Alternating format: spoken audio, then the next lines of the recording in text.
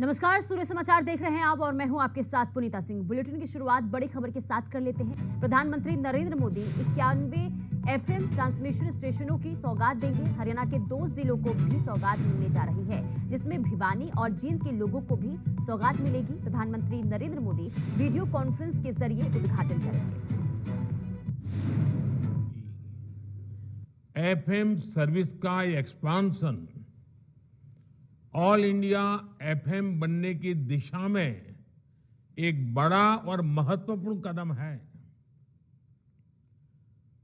All India radio के 91 FM transmitters की ये शुरुआत देश के 85 जिलों के 2 करोड़ लोगों के लिए उपहार की तरह है। एक तरह से इस आयोजन में भारत की विविधता और अलग अलग रंगों की एक झलक भी है। जिन जिलों को कवर किया जा रहा है उसमें एस्पिरेशनल डिस्ट्रिक्ट्स, एस्पिरेशनल ब्लॉक्स, उनको भी सविशेष इसका लाभ मिल रहा है। मैं ऑल इंडिया रेडियो को इस उपलब्धि के लिए बहुत बहुत बधाई देता हूं। इसका काफी लाभ हमारे नॉर्थ ईस्ट के भाई बहनों को होगा, युवा मित्रों को होगा। इसके लिए उन्हें मैं विशेष तौर पर बधाई देता हूं। साथियों, जब बात रेडियो और एफएम की होती है तो हम जिस पीढ़ी के लोग हैं, हम सबका रिश्ता एक भावुक श्रोता का भी है।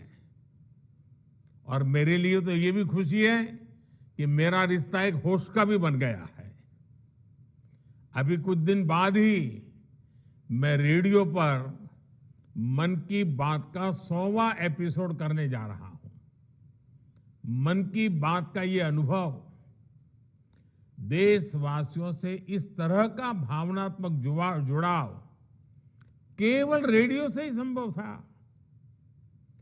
मैं इसके जरिए देशवासियों के सामर्थ्य से जुड़ा रहा, देश की सामूहिक कर्तव्य शक्ति से जुड़ा रहा।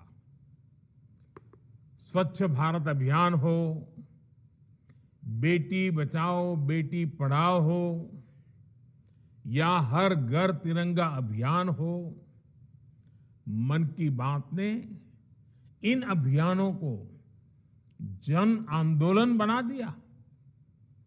इसलिए एक तरह से मैं ऑल इंडिया रेडियो की आपकी टीम का भी हिस्सा हूं। साथियों, आज के इस आयोजन की एक और खास बात है। ये वंचितों को वरीयता की सरकार की नीति को आगे बढ़ाता है, जो अब तक इस सुविधा से वंचित रहे, जिन्हें बहुत दूर दराज में रहने वाला माना जाता था, वो अब हम सभी से और ज्यादा कनेक्ट होंगे। समय पर जरूरी जानकारी पहुंचाना हो, कम्युनिटी बिल्डिंग का काम हो, एग्रीकल्चर से जुड़ी मौसम की जानकारियां हो, किसानों को फसलों, फल, सब्जियों की कीमत की ताजा जानकारी हो, केमिकल खेती से होने वाले नुकसान की चर्चा हो, खेती के लिए आधुनिक मशीनों की पुलिंग हो, महिलाओं के सेल्फ हेल्प ग्रुप को नए बाजारों के बारे में बताना हो, या फिर किसी प्राकृतिक आपदा के समय पूरे क्षेत्र की मदद करना, इन एफएम ट्रांसमीटर्स की बहुत अहम भूमिका रहेगी। इसके अलावा एफएम की जो इंफोटेनमेंट वैल्यू है वो तो होगी ही। साथियों, हमारी सरकार निरंतर इसी तरह टेक्नोलॉजी के लोकतांत्रिकरण, डेमोक्रेटाइजेशन, इसके लिए काम कर रही है। भारत अपने सामर्थ्य का पूरा इस्तेमाल कर पाए, इसके लिए जरूरी है कि किसी भी भारतीय के पास अवसरों की कमी न हो। आधुनिक टेक्नोलॉजी को सभी के लिए एक्सेसिबल बनाना, अफोर्डेबल बनाना, इसका बहुत बड़ा माध्यम है। आज भारत में जिस तरह गांव-गांव तक ऑप्टिकल फाइबर पहुंचाया जा रहा है, मोबाइल और मोबाइल डेटा दोनों की कीमत इतनी कम हुई है, उसने एक्सेस टू इंफॉर्मेशन को बहुत आसान बना दिया है। आजकल हम देखते हैं देश के कोने-कोने में, गांव-गांव में नए डिजिटल एंटरप्रेन्योर्स बन रहे हैं। गांव के युवा गांव में रहते हुए ही डिजिटल टेक्नोलॉजी का लाभ उठाकर कमाई कर रहे हैं। इसी तरह जब हमारे छोटे दुकानदारों को, रेहड़ी पटरी वाले साथियों को इंटरनेट और यूपीआई से मदद मिली, तो उन्होंने बैंकिंग सिस्टम का लाभ लेना भी शुरू कर दिया। आज टेक्नोलॉजी की मदद से हमारे मछुआरे साथियों को मौसम संबंधी सही जानकारी सही समय पर मिलती है। आज टेक्नोलॉजी की मदद हमारे लघु उद्यमी अपने प्रोडक्ट्स देश के कोने-कोने में बेच पा रहे हैं। इसमें गवर्नमेंट ई मार्केट प्लेस यानी जेम से भी उन्हें मदद मिल रही है। साथियों, बीते वर्षों में देश में जो टेक रिवॉल्यूशन हुआ है, उसने रेडियो और विशेषकर एफएम को भी नए अवतार में गढ़ा है। इंटरनेट के कारण रेडियो पिछड़ा नहीं, बल्कि ऑनलाइन एफएम के जरिए, पॉडकास्ट के जरिए इनोवेटिव तरीके से सामने उभर करके आया है। यानी डिजिटल इंडिया ने रेडियो को नए लिसनर्स भी दिए हैं और नई सोच भी दी है। यही रिवॉल्यूशन आप संचार के हर माध्यम में देख सकते हैं। जैसे आज देश के सबसे बड़े DTH platform DD free dish की सेवा 4 करोड़ 30 लाख घरों में पहुंच रही है। देश के करोड़ों ग्रामीण घरों में, बॉर्डर के पास वाले इलाकों में आज दुनिया की हर सूचना रियल टाइम में पहुंच रही है। समाज का जो वर्ग दशकों तक कमजोर और वंचित रहा, उसे भी फ्री डिश से एजुकेशन और एंटरटेनमेंट की सुविधा मिल रही है। इससे समाज के अलग अलग वर्गों के बीच असमानता दूर करने और हर किसी तक क्वालिटी इंफॉर्मेशन पहुंचाने में सफलता मिली है। आज डीटीएच चैनलों पर विभिन्न प्रकार के एजुकेशन कोर्सेज उपलब्ध है। एक से बढ़कर एक यूनिवर्सिटी का ज्ञान सीधे आपके घर तक पहुंच रहा है।